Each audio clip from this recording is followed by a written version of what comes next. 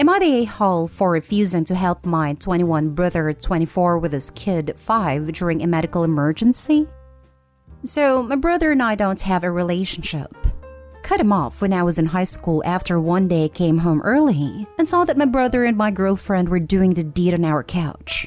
Since then, I've seen myself without a brother. I've held this conviction for the last few years. He has tried to get me to forgive him as we've gotten older and had apologized, but I refuse to forgive him. I avoid him at family function, and if he tried to speak to me, I pretend he doesn't exist. My family has tried to get me to forgive him, but I always say it's his fault it's like this, not mine. A few nights ago at around 2 in the morning, I get a random call from an unknown number. It's him, and is begging me to drive 45 minutes from my dorm to his house so I can watch his kid. His wife was having a heart attack. It was just angina, and he needed someone to watch him while he goes to the hospital.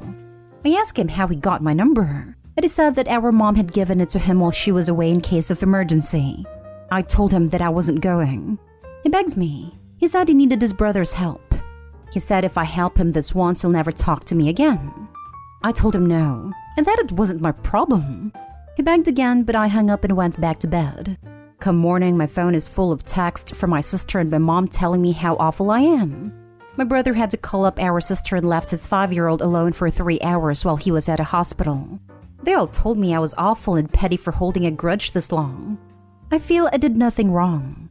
He betrayed me first, and these are the consequences of his actions. Am I the a-hole? Now let's read the top comments on this post. I'm going to go with not the a-hole. As it turns, in case of emergency, you can in fact wake a kid up and bring them with you to the hospital. What you really can't do is wait 45 minutes for the babysitter to show up if you think someone is having a heart attack, or leave a 5-year-old alone for 5 hours. Actually, thanks to you-know-what, hospitals do not allow children to visit. Depends on the locale then. Here, I've had parents bring a kid beyond a patient to the ER. Also, surprise, in the ER when there's concern of heart attack or stroke, you don't get to go in with them past the waiting room. Worst case scenario, OP's brother drops mom off and sits in the car with a tyke. There are better ideas than leaving the kid home alone. Not stay home. He left his 5-year-old alone for 3 hours? Why? Why was that his only option? Have you been their secret plan in case of emergencies this whole time? Your brother and his wife sound so negligent. Agree. As a parent, that's just ridiculous. The wife could have taken an ambulance alone. You don't leave a 5-year-old alone, especially for that long. Not stay home. You live 45 minutes away. You weren't the person to call regardless of the status of your relationship with your brother. Even if you'd be willing and got up and gone there immediately, what was he gonna do with a kid for those 45 minutes? And that's 45 minutes just for the actual driving. You couldn't have been there in less than an hour. Why is this not the top comment? If the brother's wife was actually having a heart attack, she didn't have 45 to 60 minutes to wait for OP to arrive. Next story. Am I the a-hole for uninviting my cousins from my wedding for feeding info to my mom? I, 28 male, am an only child. When I was 12, my parents divorced when my dad found out my mom cheated on him. This was devastating to my dad. My parents were best friends and started dating when they were 17. I played sports and my dad was my coach, so I had a much closer relationship to him than my mom. I was supposed to spend 1 week at my mom's, then the next week at my dad's, but I would usually just lock myself in my room at my mom's. Usually, my dad would drop me off and I would get on my bike and ride a couple miles back to his house. My mom would ask me things, and I would literally pretend like she didn't exist. It got so bad lawyers got involved thinking my dad was turning me against my mom. My dad encouraged me to spend time with my mom, but I couldn't. My mom tried putting us in therapy, but I would just sit there till the time was up not saying a word to her. Eventually, my mom broke down and let me just live with my dad. I haven't spoken a word to my mom in 15 years. She would show up to my games alone. Sometimes I would ask my dad to tell her to leave. Sometimes I didn't even notice she was there. She would try to talk to me after, and I would walk right past her. I cut her whole family off besides a few of my cousins that were around my age. She showed up to my high school graduation, and I asked a couple teachers to remove her, and they did. She never dated anyone else to my knowledge, and was still attempting to reconcile with my dad a few years before he passed. calling it the biggest mistake of her life and begging my dad to forgive her.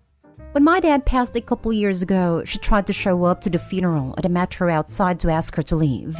My fiancé, Rachel, was with me when I did this, and my mom cried upon learning we were engaged. Rachel introduced herself as my fiancé, saying she couldn't believe I hated her still this many years later.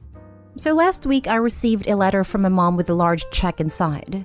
In the letter, she said she couldn't live knowing she wouldn't be invited to her only child's wedding, that her whole family's hurt that I cut them off, and that she had been keeping tabs on me all these years through my cousin's updates out of respect for me, but couldn't handle not being at the wedding. I ripped the check up and sent it back to the return address.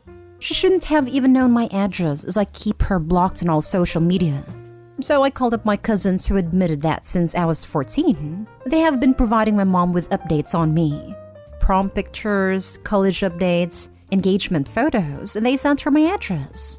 I was so mad that I told them they wouldn't be invited to the wedding anymore because I don't want my mom getting access to it. Rachel is saying I'm going too far now, and uninviting my cousins along with freezing out my mom's whole family because of her actions is an a-hole move. Am I the a-hole? Edit. The cheating was with a teammate's dad. This was highly embarrassing for me and cost me to have to move towns. Cost me to lose friends. Now for the top comments. I'm going to go out on a limb and say you're the a-hole. Acting out as a 12-year-old is to be expected. Deciding not to ever forgive your mom is totally your right. Though it was 16 years ago and you, while affected, were not really the aggrieved party. The fact that you were still throwing tantrums like a 12-year-old at the age of 28 makes you the a-hole. Edit. I'd even go so far as to say your fiancé should consider this a pretty serious red flag. The fact that you can act with such hatred and spite over something that happened over 16 years ago, it only peripherally involved you, to me shows a pretty serious character flaw. At the very least, she should be concerned about what it would take for you to direct that anger at her, and what form that anger would take.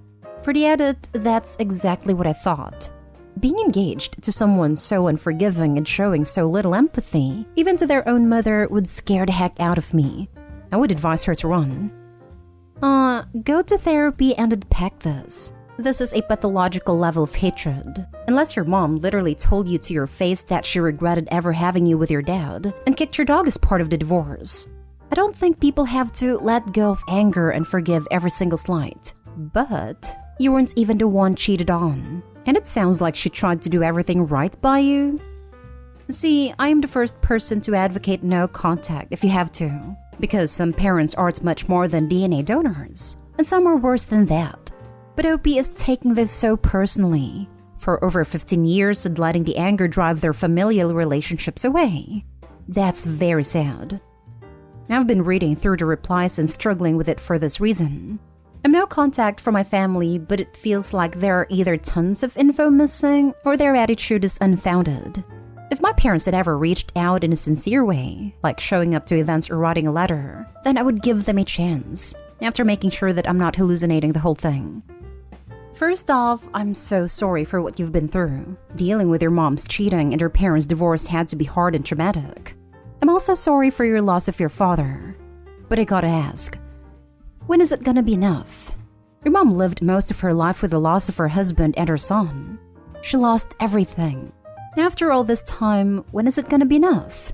Are you really going to grow old and die with that pain and anger? You're not free. You don't have to accept your mistakes, but you need to forgive. This was between your parents. I know firsthand what you're going through. Go to your mom. Tell her how you feel. You owe it to yourself. I've come to peace with never seeing or speaking to her again. I was fine till my cousins did what they did. It's not some lifetime punishment. She made her choices. She cheated on our family. She could have started another if she really cared about having a family. Next story is titled, Am I the a-hole for telling my brother the truth that it was our parents' fault our relationship was so strained? So, my younger brother Matt never had the best relationship with me or my younger sister growing up. The reasons for this are because of my parents and their mistreatment of me and my sister, and their use of him as an excuse for it. I'm 9 years older than Matt and my sister is 8. Matt has a form of high-functioning autism. We've known this since he was about 2 years old. Ever since my parents found this out, they have used him as an excuse to avoid any responsibilities and gain as much sympathy and handouts as possible, claiming that caring for Matt was a massive job that took their attention 24/7. A big aspect of this was that they proceeded to neglect me and my sister at every available opportunity. They never once attended anything for me or sister. They refused to be there in any aspect, emotionally or physically, for either of us. The truth about it, though, was Matt required nowhere near the amount of attention that they claimed. He had no behavior issues once he entered into elementary school and was very self-sufficient. Yet, my parents would use him as an excuse for everything, even once refusing to pick my sister up when she was abandoned by friends almost 20 miles away, claiming Matt needed them here when he was fast asleep. We also both went through massive depressive bouts and were told by our parents that they did not have time for our problems because of Matt. Towards the end of my time living with my parents, my extended family slowly began to cut my parents out once they learned the extent of their lies regarding Matt. Suffice to say, this destroyed our relationship with Matt. For a long time, me and sister despised him. Even today, our sister outright refuses to talk to him or our parents, only communicating with me. I myself am on low contact with the parents as well, but I realized long ago that Matt was blameless in the situation, and taking out my anger towards my parents on him was wrong. So around the time he entered college, I reached out and started a relationship with him. Out of nowhere though, Matt asked me recently why me and my sister were so cold to him growing up. Neither me or sister ever told him the truth, and seeing as he's an adult now, I decided he deserved the answer. I told him that our parents are narcissists and exploited his autism as an excuse to neglect me and sister. I told him about how they left sister 20 miles from home at night with no way home and used him as an excuse. He became very livid about this and apparently confronted our parents about this. My parents have lost their minds now, accusing me of trying to ruin their relationship with Matt and claiming that I am nothing more than an entitled brat. Sister as well has begun blowing me up, claiming that I need to stop opening old wounds and drop contact altogether or stop involving her in this. Now for the comments. Not today, home. I have no sympathy for your parents. Continue to cut them off. If you did it just to cause a rift, then you would be the a-hole. But I think it was probably very helpful to Matt. You probably spent a lot of time wondering what he did wrong, or what was wrong with him that his siblings hated him. Knowing that it was not about him or something he had done will probably go a long way about making him feel happier and more confident in general. I agree. Maybe he wasn't mistreated to the same extent as his siblings, but his parents used him as a pawn, lied to him, degraded him, and ruined his relationship with his siblings. He's a victim too, and deserved to know the truth. You don't owe it to your parents to keep whom they hurt and how a secret. Your sister's right that it's long been time to go full no contact. Not stay home. He deserved to know the truth, and your parents deserve to be exposed for how they handled things. Your parents need to take responsibility for the outcome of their mistakes. Using his disability as an excuse to treat other people poorly is wrong. Not stay home. It was a good thing you told Matt the truth, because he deserves to know his parents for the neglectful narcissist they are. Keep trying to build a relationship with him and keep low/no contact with your parents. As far as your sister goes, try to have a conversation with her if she's willing to, but don't try and push her to foster a relationship with Matt. But you really should cut off your parents because it doesn't benefit you to keep them in your life at all. Last story. Am I the a-hole for not lying about thinking the way my sister met her fiancé was not funny and cute? I'm 19 female, my sister is 21.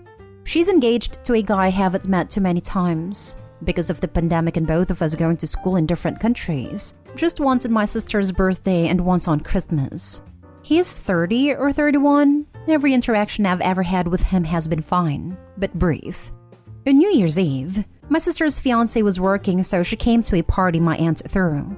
At one point, one of my older relatives asked how they met and my sister told them the story, which is basically that my sister was driving in front of him. And I guess she wasn't going fast enough, so he started driving really aggressively, tried to pass her on a double yellow and ended up causing a fender bender trying to avoid getting hit by oncoming traffic.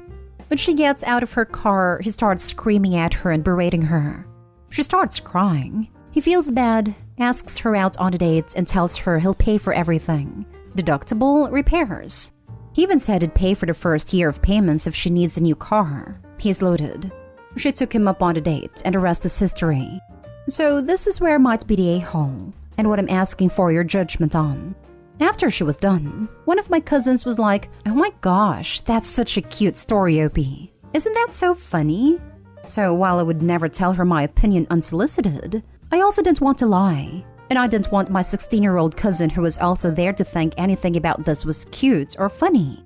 So I told the truth and said I thought it was a little alarming, and that I hoped this road rage was a one-time thing. One of my aunts agreed with me, and I made sure to add that I'm sure it was a one-time thing, because whenever I met him, he seemed very pleasant, and my sister was clearly very happy, and the conversation moved on. Later on, my mom said that I should have just lied and said the story was cute, or just laughed and said, "yeah," or something. I told her I felt uncomfortable lying, and that I did think the story was alarming. And had my sister told me that story at any other time, I would have said the same. My mom said I caused a scene and embarrassed my sister and that I'm the a-hole here. I don't think I caused a scene, but I did answer the question honestly. Am I the a-hole for not lying and saying the story was cute? Note, I'm not trying to break any rules here, so I want to make it clear I'm not looking for relationship advice of any kind. I'm specifically looking if I'm an a-hole for responding the way I did. Not the a-hole. It's not a cute story. He could have fatally harmed someone, and he yelled at her like a psycho. You shouldn't have lied about it. Agreed. When will this cliché bad boy romanticization end? No, definitely not the a-hole OP. Do not feed that myth that reckless psychos with anger issues are sweet teddy bears deep down. It's not a cute story. It's an inability to control his anger, which may end up bad for your sister. Additionally, he's a lot older than she is. At 21, she's only starting life, and is well into his. Yikes all the way around. Not the a-hole.